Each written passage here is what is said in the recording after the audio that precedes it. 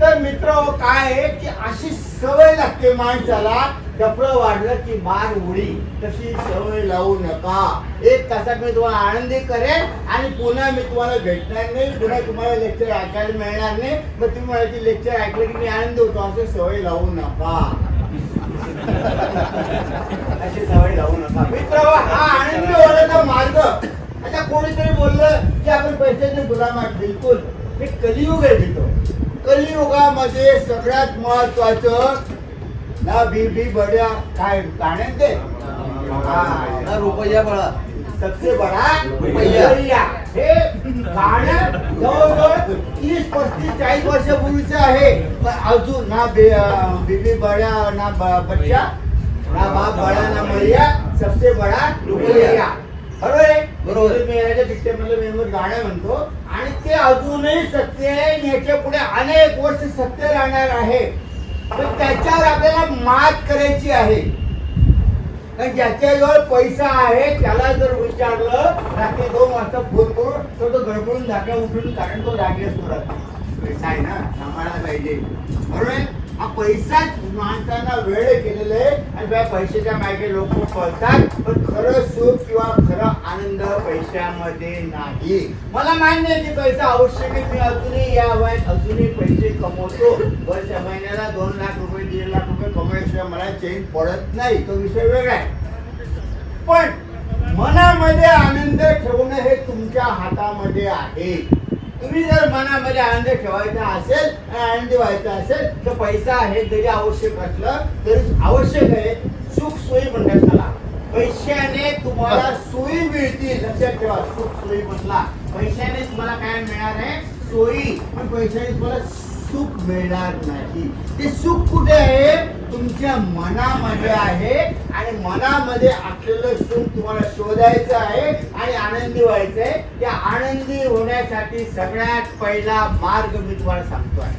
अतिशय सोपे मार्ग सांगणार आहे. त्यासाठी पैसा लागणार नाही तुम्हाला.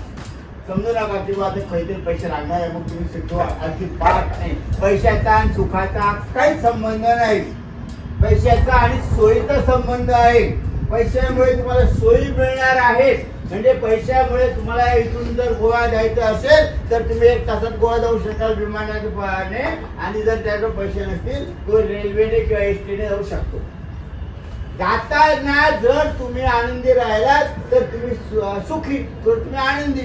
जर विमानात बसले तर तुम्ही भानगडी केल्या, लोकांना ताण घेतला, काय खरंय विमान किती पडलं तुम्ही बोलून जाईल, याला काही अर्थ नाही. पण रेल्वेत बसणारा, स्लीपर मध्ये बसणारा, विदाउट रिझर्वेशन बसणारा, इकडे तिकडे पडणारा, इकडे तिकडे झोपणारा सुद्धा मजा करू शकतो, आनंदी राहू शकतो. तर असं हे सुख सोयी आहे. तर पहिला मार्ग मी तुम्हाला सांगतो की तुम्ही गोड बोललं पाहिजे.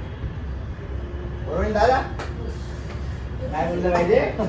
गोड बोललं पाहिजे. मला मान्य आहे की आता अशी परिस्थिती आहे. चांगल्या शांत काय होतं नाश्त्यामध्ये इतका जबरदस्त आहे की घोड्याला सुद्धा चणा येतात. मी ताकद घेण्यासाठी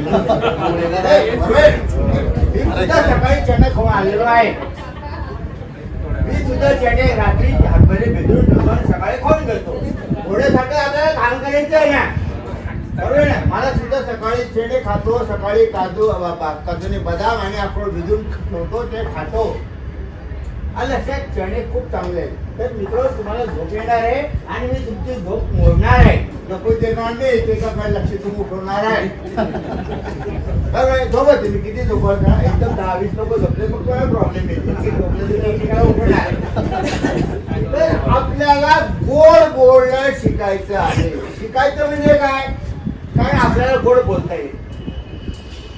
आपल्याला गोड बोलता येत नाही. गोड बोलायला तुम्हाला माहिती आहे का? पैसे लागत नाही. गोड बोलण्यावर तर अजूनही मोदी सरकारने टॅक्स लावलेला नाही.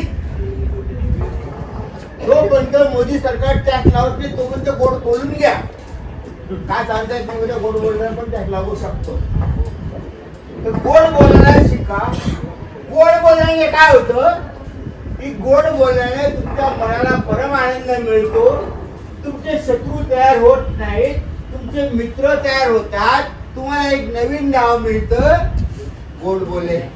गावाला गोड बोल्या गावाला गोड बोल्या बोलल्या पिठी चोरी पिठी चोरी म्हणेल कुणी काही म्हणेल बरोबर आहे म्हणून द्या काही हरकत नाही असे अनेक शब्द आहेत मित्र की जे जगातल्या कोणत्याही डिक्शनरी मध्ये सापडत नाहीत